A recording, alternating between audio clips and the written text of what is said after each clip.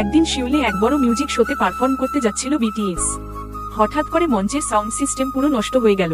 আর্মিরা বাইরে অপেক্ষা করছে, ভেতরে সবাই টেনশনে। শো শুরু হতে মাত্র 5 মিনিট বাকি। রুম মাথা চুলকে বলল, এটা তো বড় সমস্যা। জিমিন চিন্তায় বলে, আর্মিদের মুখ মলিন হতে দেব না। ঠিক তখনই জাংকুক একটা প্ল্যান দিল। সে বলল, আমাদের কণ্ঠই আসল শক্তি, যন্ত্র ছাড়াই গান করি। সবাই রাজি হয়ে গেল।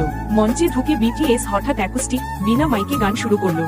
পুরো হলো নিস্তব্ধ, সবাই অবাক।